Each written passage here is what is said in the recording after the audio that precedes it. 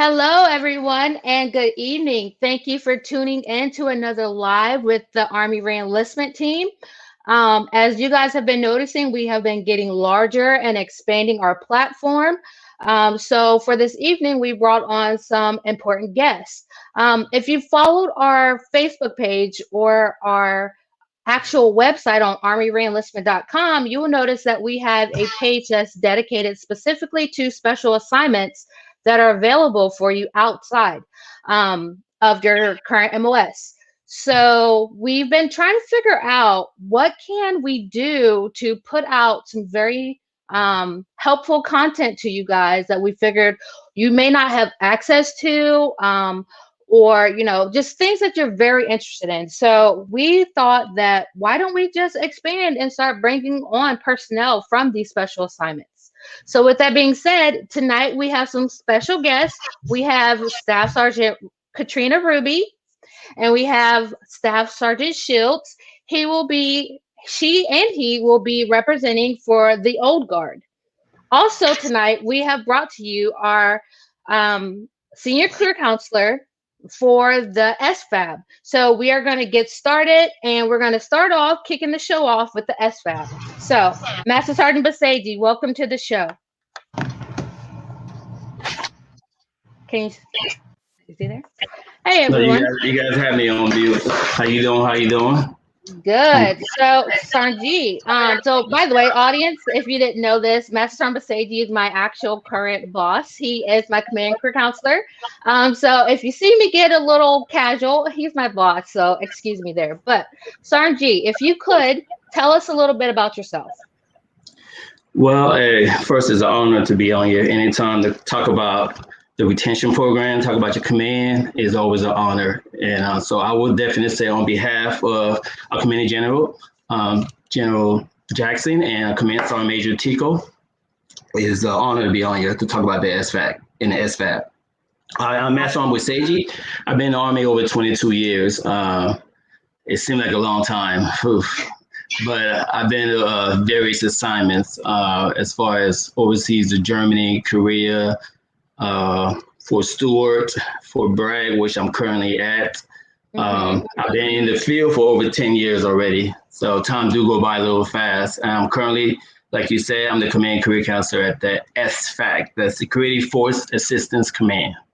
Right. So last week, we actually let the cat out the bag that you'll be leaving the SFAC, and you're going to go head up to HQDA, and you're about to be our new Senior Army Retention Operations NCO. So again, we are very happy and proud. Kind of sad to be losing you, but you got to go into those bigger and better things. So Sanji, if you could tell our audience, if a soldier was interested in the SFAB, what would they do to get started? First, as far as the SFAB is concerned, it's a volunteer organization. So you definitely have to volunteer.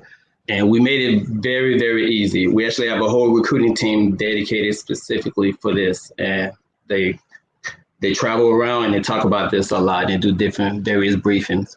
But you definitely can go on goarmy.com/SFAB.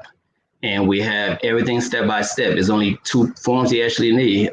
DA Form 4187, which is already pre-filled out. All you do is put your information on there. Don't leave it. Information on there already. And it's SF600. It's a medical form. You get both of those signed, and it's signed by 05. And you send it to the website. The email address that's on the website. They make it really easy. They definitely do. So and you will get a word back once you send it up there. Gotcha. So we will be taking some live questions tonight. I wanted to go ahead and give you that heads up. But what I will tell our audience is that we will try to answer those questions as best as we can. But if there's anything that we are not for sure about, instead of just shooting just an answer from the hip, we're going to go ahead and refer you back to our counterparts at the SFAB Recruiting and Facebook page. But Master G, could you tell the audience what kind of physical standards does a candidate need to meet in order to apply?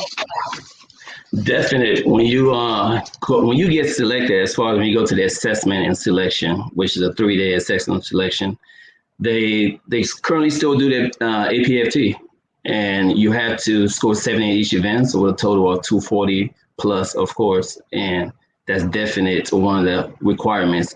And as far as profiles, you can have certain profiles, which you can contact the recruiting team, but you definitely can't have no deployment limiting profile there, because these guys are constantly deploying, they're constantly on the go. So you definitely reach out to our team and we can give you clarification on that. Gotcha. Real quick, Sanjay, I'm noticing you got some people in the comments right now that are shouting you out. So you're a popular guy out there, we can see. Hey. All right. So we know that the SFAB is still a priority unit right now, trying to fill. Are there any kind of incentives or bonuses, things out there for soldiers that are interested that they could apply for? Definite. So every soldier actually that go to a SFAB, and I think I might have to kind of clarify a little bit as we talk about Security Force Assistance Command, which is the headquarters at Bragg. We have the brigades, which is the SFAB under that command, which is 5 brigades in various locations. But every soldier that goes to the SFAB are authorized a 5,000 enlisted assignment incentive pay, which is the AIP. And they can also be eligible for 75 hours per month SFAB. And you know, as career counsel, we're talking about we don't get no SFAB. But guess what? You can, if you go to Cat C and graduate, you definitely can get SFAB also over here. Gotcha. So when you mentioned Cat C, on the bonus message right now, that SQI 3, is that what ties into the SFABs themselves? Or how can a soldier qualify for a bonus? So you correct on there. As far as the SQI 3, which is a Cat C grad, we have right now about 19 MOSs that's on the current bonus message that's qualified for SFAB location bonus. But in order to qualify, we had some little changes recently. If your MOS and rank is identified on that list as getting a bonus, you definitely, after you get selected and come on assignment, but at the same time, you can reach out to our team. So myself and you, Stats Waterbury, and send an email out. Just say, hey, the soldier is already on assignment, soldier pending assignment, soldier need a Cat C date. And we will go ahead and process with our team, our schools, and make sure the soldier get on there. But career counsel know how to process the rest. Once you get your Cat C on ATAR, your career counsel will definitely take care of you to make sure you get that future training bonus, which is pretty much when you graduate Cat C and get to your unit, that money will be coming your way. Awesome. That is cool. So I heard you mention that you, I believe you said there's 5 brigades. So are those all active duty brigades, or do you guys recruit any National Guard? So we definitely have 5 brigades. And if I may really quick, just to kind of tell you the location of our brigades, because soldiers kind of interested in that. We got the first SFAB, which is at Benning. Okay, that was actually the initial SFAB that started everything. So we got second SFAB, which is right here at Bragg, where I'm located. And we do have third SFAB at Fort Hood. We got the fourth SFAB at Fort Carson, Colorado. And we have the fifth SFAB at Joint Base Lewis McChord, which everybody's in Washington. And we actually have a battalion now, which fall under the SFAB, yes, which is they're out of Fort Polk, Louisiana. Okay, that's our unit out there, 353. And we actually, for soldiers that transition into the National Guard, we do have the 54 SFAB, where soldiers have an opportunity from different states that they can actually be part of that unit. Gotcha. Awesome. So another thing I wanted to point out to our audience is that if you contact the SFAB recruiting Facebook page, we are monitoring that, and it's all active duty. However, if you are in the National Guard, or if you are transitioning into the National Guard, the 54th SFAB has a Facebook page, or you can message us and we'll put you in contact with them. You mentioned Cat C. Where is that? That is Fort Benning, Georgia. Okay. Definitely at Fort Benning, Georgia. And it used to be about 28, 30 days. Now we just increased it to 60 days. Gotcha. And speaking of Fort Benning, assessment and selection, it's there now too, right? Yes, and we just started out face to face again in person, which you will be slotted on ATARs if you get selected. Before we had it virtual, but we just went back, taking a proper COVID measure to make sure everything is okay. But that's that 3-day assessment at Benny. So everything is happening at Benny. Gotcha. All right. So if we're understanding this for our audience, I'm sorry.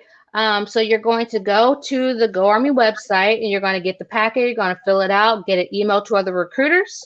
They're going to scan it up to HRC for the DROC check. It's going to come back. You're going to get slotted for ANS. And then you're going to go to assessment selection now, back in person at Fort Benning. You're going to get selected. You're going to come back to your unit. Your career counselor is going to get you locked in for your reenlistment or bonus if you're entitled to one. And then you're going to go to your SFAB.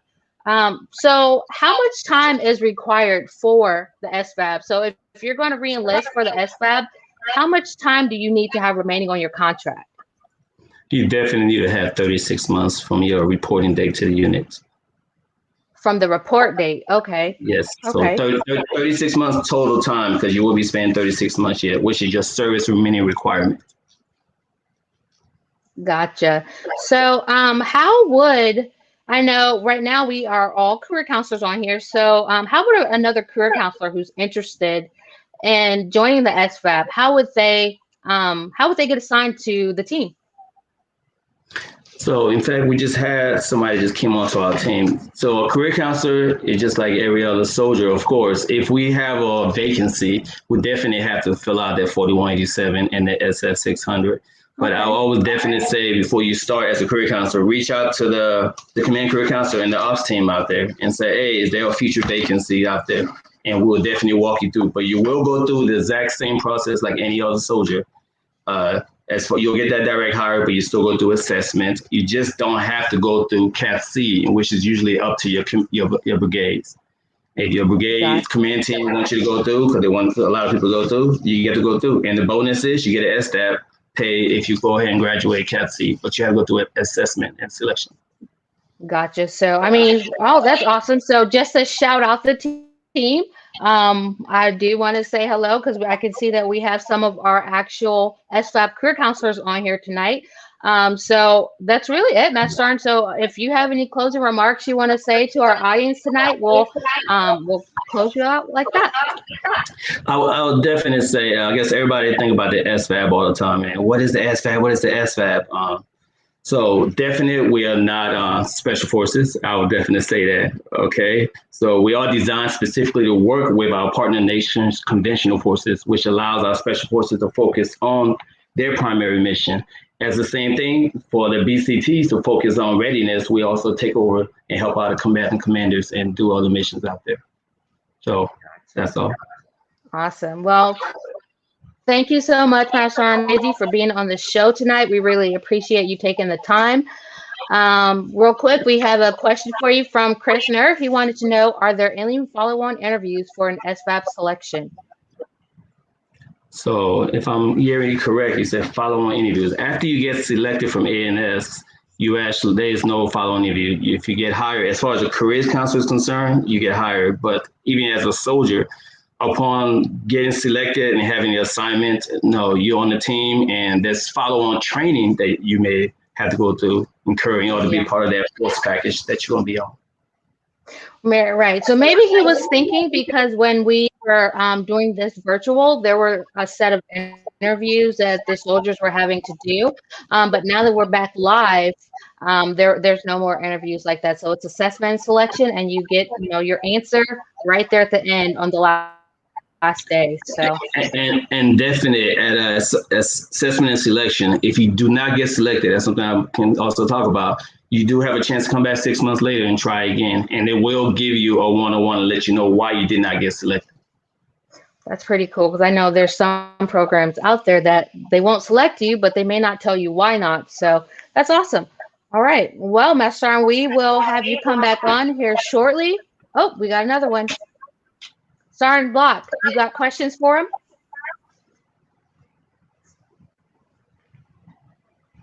You're muted. Sorry. So Chris asks, how fast is the selection process for SFAB from submitting packet to receiving orders? So it definitely can take 4 to 6 weeks. So it all depends on your DROG background check also. So after you get accepted, it has to go to HRC and check your background. And that DROG check your last 3 years only of any derogatory stuff in your record. So based on how fast that come back, assignments can come up quick, and Cat C dates, whether it's now or later, you'll get slotted. Thank you. Definitely 4 to 6 weeks. Thank you. You got anything else for us, Sergeant Block? She's gone. All right, Sergeant G, we will have you come back here shortly, and we'll close out. And again, we thank you for being here tonight. Thank you. All righty. All right, guys. So as you just saw, we had Master Sergeant on from the SFAC, or as you guys have heard it referred to as the SFAB. But shifting over, we have 2 of the career counselors from the old guard, Staff Sergeant Shields and Staff Sergeant Ruby. So welcome to the show, you guys. We are so happy to have you on here tonight. You guys are the first ones that we ever had on here for the old guard. So definitely an experience for all of us. So if you guys could tell us a little bit about yourself as well, how long you've been in the Army, how long you've been in your unit, things like that. I'm Staff Sergeant Ruby. I've been in the Army for close to 11 years now. I would say I'm the career counselor for 1st Battalion in the Old Guard.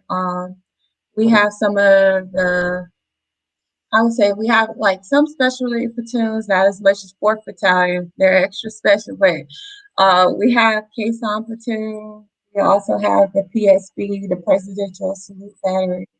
And then we have the traditional Old Guard soldiers who conduct memorial affairs. About me, I'm from Virginia Beach. I love the Army, and I love being a career counselor, and that's all I got. So you said you have a Caisson platoon. What is that? So the Caisson platoon is our basically our horse platoon.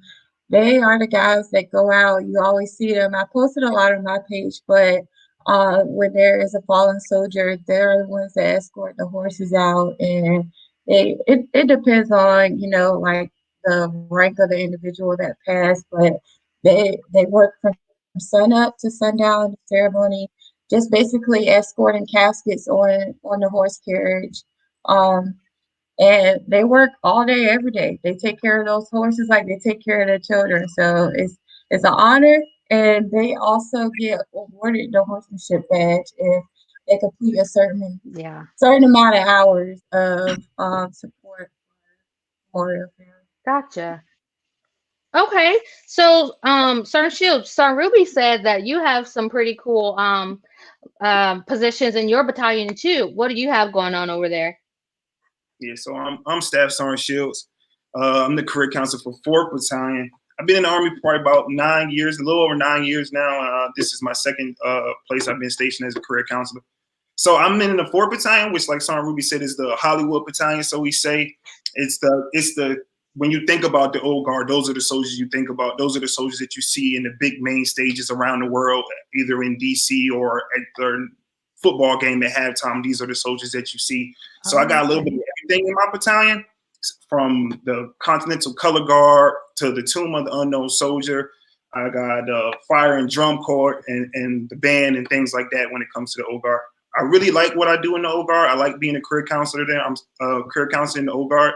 I'm surrounded by a bunch of soldiers who have a different skill set that really, when you think about all their skill sets, is dictated on how disciplined those soldiers can be.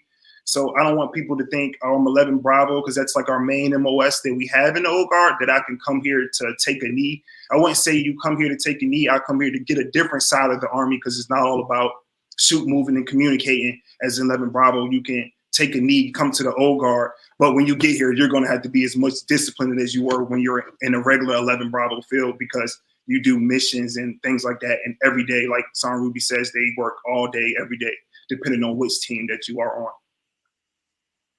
Okay, awesome. So we got a couple questions for you. So if a soldier was interested in joining the old guard, how do they do that? So you Oh, you can go ahead, Tom. Oh, okay. So it's basically like a online process. The soldier would go in and basically fill out a personal info sheet. It's like a tattoo informational sheet, um, and just a personal data sheet, and all that stuff is found online. And you could kind of literally just Google Army Old Guard, join us, and it'll send you to a sample packet. You go in, you fill out that information, and then you submit it to the email that's linked. You can also, if you have questions, you can reach out to the Old Guard recruiter. It's currently Sergeant First Class John. Her phone number to her office is also listed on the site. So for those types of questions, you can get in touch with her. She'll definitely help you out and assist you with the process. Just keep in mind that the Old Guard doesn't accept every single MOS, but there are a lot. So we have some support companies that you can also get into. And there's some basic qualifications. Now I like got no, go ahead. Go ahead, Son Shields. No, I was going to say there are some basic qualifications before you try to like drop a packet and you waste your time per se. But all things in the packet are waivable, just like everything else in the Army. However, like they would alike for the male soldiers to be between 70 inches to 76 inches. Female soldiers 68 to 74 inches. You know, obviously you got to pass the PT test and be within height and weight standard. I would say it says no shaving profiles. I've never seen nobody walk around there with a shaving profile. But I'm not saying that you can't submit a packet with the shaving profile. But I do think that could be a deciding factor if you do try to submit a packet with the shaving profile. And then obviously you got to be a regular Army. It's no Reserve, National Guard, and the Old Guard. Gotcha. Yeah, I would think that a soldier going into the old guard, I would think that, they'd probably be definitely in shape. Probably they have to just look like the epitome of an Army soldier because there's probably a lot of eyes on these personnel in the old guard. So speaking of like physical standards, is there like a minimum let's say PT score or things like that these soldiers coming to the old guard need to achieve? They still currently just go by APFT. Obviously, they say you're supposed to have 260 or above, and that's just the general standard. You know, everyone's transitioning to the ACFT at this time, so kind of just we'll wait for those standards to come about. Gotcha. So the SFAB has SDAP. What do you guys have for soldiers that are coming to the old guard? Any incentives? Oh, okay. You want to go over this, Marshall? I got one, then you can say another one. So soldiers who come to the old guard, you get 36 months service remaining requirement from the day you get here. So you got to be 36 months. So that's like a incentive in its own because you're in the National Capital Region for 36 months. The traffic is great, so you don't have to worry about that. But it's really great. Almost in an area like this with so many things to do, I think that's a super good incentive. And then you can stabilize when you re-enlist in the old guard. So it's not one of those units like recruiter or drill sergeant where you can't stabilize. You can stabilize here in the old guard once you get here. So I have soldiers in my formation that's been here 5+ years because they like it so much. Wow. Okay.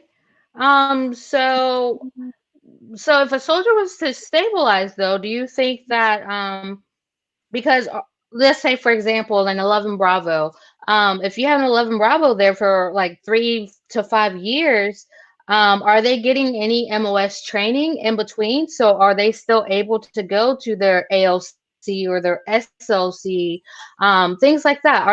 Are these soldiers still competitive in their MOS? I would say yes, they are very competitive. They get those standard leadership positions that you need to be an infantry soldier. Like immediately, I have specialists within my battalion that are team leaders. You get to sergeant, you're a squad leader. So they're on speed and they're very aggressive about getting those leadership positions. So it's not like just because you're not out here, sleeping in the field and doing those types of things every day, you're still bringing up soldiers and giving them training that is required to be, well, an 11 Bravo, which is most of our population. But yeah, they get what they need and they're very competitive for promotion. I see that a lot, like all the time. I'm like, whoa, you were just a specialist yesterday. You came in here, now you're a sergeant. So Gotcha. To add on to that, Okay. to 11, like we say 11 Bravo just because that's like the main MOS here. But if you come here and you're not 11 Bravo, like you're a 92 Yankee or even the cook, you can try out for these teams too. The teams are not limited just to 11 Bravo. So if you're a cook and you come here, you don't have to think that I'm just going to be a cook the whole time. There's cooks that work at the Tomb of the Unknown Soldier right now, and 88 mics that are on the Quezon team. So you can try out for different teams while you're here. That's why you can be here for so long. You can try out for one team, go to another team, then go back to your MOS for a little while. So you can move around the old guard and get a bunch of different things accomplished while you're here. That's pretty cool. So with all these different like opportunities, how do they get trained? Like, are there different schools available? So like for Son Ruby with her Quezon team, is there like someone that comes out and trains them? Because what if you get someone on the team who's never been around horses or something like that? So what kind of training do you guys go through out there? So Quezon specifically, they go to Fort Belvoir and they actually have I think I don't know, it's about 6 weeks or so, but they go through training specifically just on their job, what they'll be expected to do as a Quezon soldier. So it's intense training, just specifically on exactly what they'll be doing in the old guard. So it's not like they just show up and say, "Hey, I want to train with horses today." Like you have to try out, audition for it. And Gotcha. it's not taken lightly. Like you really have to care about what you do, especially being in Kingston or the PSB or something like that. Like it's not like an easy thing, basically. Gotcha. All right. So at this point, if you guys have anything you want to share with our followers right now, the floor is yours. Okay, so I did want to say that some other incentives of being an Old Guard, if you work in the tomb or you work in Quezon, you'll get special duty pay. So not just SFAB, we also have special duty pay. And then you can earn distinct badges that's not found always around the Army. Us as career council, people always ask, what is that? What is that badge you wear? In the Old Guard, you can Yeah, get the right. Honor Guard badge as well as the horsemanship badge. And those are prestigious. People recognize them, and if they don't, they're going to ask you questions about them. So it's a great thing. So yeah, Old Guard, apply. Don't be scared. It's waivers for height. I know that was one thing I was intimidated by, but yeah, it's awesome. Awesome. What I about would you, just Son say, Shields? yeah, I would just say I've had a great time. I haven't been here not too long yet, but I definitely think this is a great opportunity for soldiers who are in their career field and they just want that stabilization for a little while to know that they're going to come home most of the nights. Obviously, if you're away at the Super Bowl per se, you're not going to come home that night, but just know that most of the nights you're going to come home and see your family, which is great. So maybe that your wife or your kids can have you around and then you're still getting that career progression that other soldiers don't have just coming for being in the old guard. So I think it's a great time. And just one thing that sometimes, like I run for PT, you can run all the way to the monuments, and sometimes you actually see those senior leaders running too that are on your regular chain of command walls. I've been running before and saw people that are on the wall, but hey, that's that guy. So I think this is a great opportunity, and I encourage everybody to try to figure out if they can get in there and find them a little spot to do. Right. So I know personally I've only worked with one other soldier from the old guard. And like Son Ruby said, when he first came to the unit, he had this badge and I was like, what is that? And it's very unique. So people that are in this assignment, I think it's really cool. And you guys have provided a way for these soldiers who are interested to apply or to learn more. Do you guys have a unit Facebook page? Because everything's like on Facebook, social media these days. You know, Facebook. Just type in the You have old a guard. Facebook. I think you guys have an IG too. What's your Facebook? Just type in Attention. yeah, 3D U.S. Infantry Regiment. It'll come up as soon as you say that, and then it's in parentheses the old guard. That's the one, and then you can write them and ask questions and stuff like that. But you can see exactly what those soldiers do every day because our PAO team does a good job of actually updating this thing like every day with something else that a soldier is doing in our formation. So it's great. Check it out. Gotcha. All right. Well, before we let you guys go, we are going to bring on Sergeant Block and see if she has any questions from the audience for you guys right now. Hey, thanks. Yeah, we've been getting some questions in for both SFAB and the Old Guard. So since we have some of our counselors for Old Guard, we'll start with them. Where was one? Some of these questions were already asked in your brief, so you guys kind of covered everything. So give me 1 second. So Joel Nunez had asked, Staff Sergeant Shields, you stated that everything is waiverable. Does that include MOS? I know it was answered in our comments, but just for you to verify. Definitely not. Come on now. You know that you have to MOS because once you get there, height can be waived, but MOS is, it has to be a requisition built for you to come anywhere in the Army. So if there's no requisition, obviously you can't go, but maybe you can still drop a packet and see what happens. I'm not going to tell you not to do it, but yeah. Gotcha. Okay. And I think everything else has been answered. We did get one for SFAB for you specifically, Shantae. So Joel Nunez asked, does SFAB have a stabilization like the Old Guard? So how we differ from the Old Guard as far as the stabilization, I would say is when we were first building up our brigades, trying to make sure that we were staffed to at least, 100% or very close to, we were allowing more of those stabilizations to happen. But the SFAB is very unique because you're still working in your MOS. It's not like being a recruiter or a drill sergeant where you're pulled out. So you're still constantly working in your MOS and you're trying to become the best that you can in that MOS. So doing so, we have some very highly qualified, trained soldiers. I would probably go out on a limb and say we have some of the best soldiers in their MOSs. So we don't want to hinder them.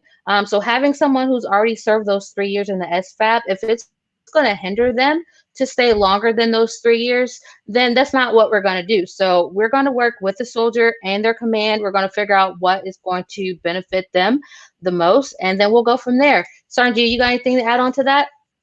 I mean, definite. You're right on that. So with all these soldiers with their 36 months being there, probably 2 short deployments, all that experience that you gain, the whole point is we want you to go back to the formations and share that leadership experience. It's not like a regular unit as far as used to SOC and all these special units that you almost stay there forever. We don't want you to stay in the SFAC forever. We want you to spend your time, get that experience, and it's designed for you to go back to the formations and kind of share that experience and build more leaders on. That's all. Gotcha. Thank you. Joel asked another one earlier tonight, and he asked if can a soldier on AI to drill or any other assignment get their orders deleted if they get selected for SFAB? Would they even be able to process for SFAB if they're already on AI? As long as they're not within 120 days of report, and if they're outside that time frame, they definitely can try to get them off there and try to get them deleted. So once again, that question can definitely be referred to our recruiting team, which is on GoArmy/SFAB. David asks, I just picked up my E5 about a month ago. Do I need to wait for my first NCOAR to put in my packet for SFAB? As far as that, it would depend on what his MOS is. because we do recruit specialists but it's very certain MOSs. So we would need to know more about this specific soldier to actually give him a fair answer.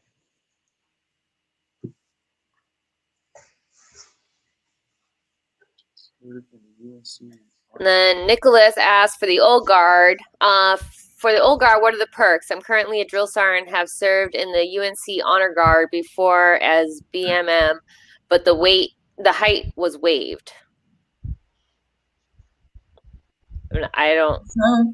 So I think I kind of get what he said. So I mean, it's no specific height requirement. Well, it is a height requirement, but it's waivable by like 3 inches. So well, he's not too short. But I mean, they recruit initial entry soldiers into the old guard, so it's not like everybody just walks.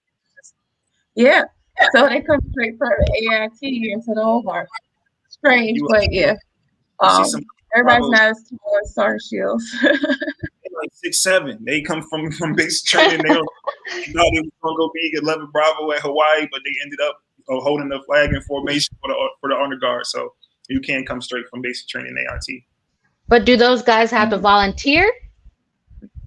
Okay, I'm gonna tell you how to explain it to them. So a recruiter comes down to basic training in Fort Benning, I believe, and they just say, "Hey, would you be interested in moving to the old guard?" And the next thing you know, they just come on orders. So that's pretty much how that happens. Like, if you inquire, then you got a pretty good chance of going there. It's a great assignment. A lot of people, join the Army. Hey, I want to be an infantryman. I want to do this, but it's a great way to put yourself out there, do things you're not necessarily like comfortable with. I mean, they have like one assessment where you have to stand in formation basically for 75 minutes at a position of attention. I'll probably faint, but then again, I might not. I don't know. It's like one of those things. And if you faint, you come back next week and you do it again. That's an old guard soldier for you. Like, so that's definitely how maybe like the old guard differs from like SFAB, because you guys will take, a younger soldier in the Army, whereas like the SFAB, we prefer to have the soldiers that have a little bit of time in their MOS because they are going to be advisors. So, that's awesome, because on this show alone, you have 2 options. If you're in the Army, you can, if you're younger, you don't have enough time to apply for the SFAB, there's the old guard as well. Great options. But we have the rest of the team on tonight. Hey guys, you got anything for our special guest? I want to thank you all for coming on. I mean, we're starting up these shows, these live shows, and having the individuals in these special programs coming on is highly beneficial, because we get questions all the time to the messages directly asking about, how can they get into the old guard or SFAB. SFAB's been a big one the entire time. So I appreciate you all coming on.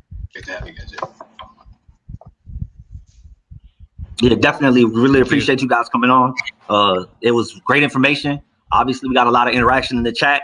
Hopefully, you guys get a lot more packages coming your way, and we good to go. Appreciate y'all. Yes. Thank you for your time. Also, we want to say hey to Master Sergeant Chapman. We see her out in our comments helping answer some of the questions about the old guard. So we thank you for that. All righty. Well, again, to all of our viewers out there, thank you so much for tuning in to another live session with Team Re-Up, Army Reenlistment. If you haven't already, go be sure and follow our YouTube. Go follow our Facebook. Go follow our Twitter. And most of you are on our Facebook. So I think did I say Facebook? I might have. Instagram. But we are all across the social Instagram. We are all across social media right now. So be sure to come follow us, interact with us. And again, thanks for being here tonight. And that is all we got, unless anyone has an alibi. Yeah, one thing I'm gonna do. So what I wanted to do is I wanted to give a shout out. I wanted to highlight a couple of career counselors that have been doing a really good thing. All right. So I wasn't on the show last week because I got COVID. You know what I'm saying? The thing got me, right? So I was down. I've been out of work for like a month, right? But I want to give a shout out to the career counselors of the 7th Transportation Brigade. Now, I'm going to tell you why I'm going to shout them out. They have done 350 re-enlistments. There's 2 battalion career counselors. That's it. It's a unique brigade. It's over 3,000 soldiers, but each battalion has over 1,500. We are led the way by Staff Sergeant Kevin Bingham. He's done over 160 re-enlistments so far this year by himself. We have Staff Sergeant, Sergeant First Class Curran as of the 1st, Sean Curran. He is hitting the 100 club this week, right? So that's another counselor that's done 100. And we had a counselor at PCS, Joel Pacencia. He went to Fort Bragg to go to 82nd to try to save them, right? They need help. Son Block knows they need help, right? He did 76 all by himself before he PCS. That was in 2 months. So only in the month of October and November, these guys have been killing it. And to put that in perspective for everybody that's out there, we're a brigade of about 3,000. We only have 2 career counselors. There are only 2 BCTs in 18th Airborne Corps that have done more FY22 re-enlistments than these 2 career counselors. That is one BCT from 3rd Brigade, 3rd ID, and its 2nd BCT from 101st, and they barely got more than them, right? And they've done a 350 re-enlistments on the year. There's only one brigade in the entire Army that's done more than them right now. So these guys are killing it. I just wanted to give them a shout out. And they got 2 great full-time retention NCOs that are becoming career counselors. So when we do the class on career counselors, they're going to definitely listen. That's Staff Sergeant Ermis and Staff Sergeant McBain. They're killing it. And that they allow me to stay home and just be like Tom Brady and just make sure I get rings.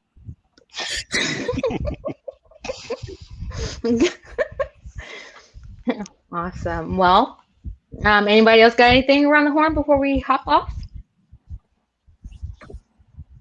Alrighty. Well, thank you guys for coming out. If there's any questions that hasn't been answered in the comments section, we will go through after this and make sure we answer those for you. And just real quick caveat on last week, we had some soldiers that were interested in becoming a career counselor, and we said that we were going to set something up on armyraenlistment.com for you.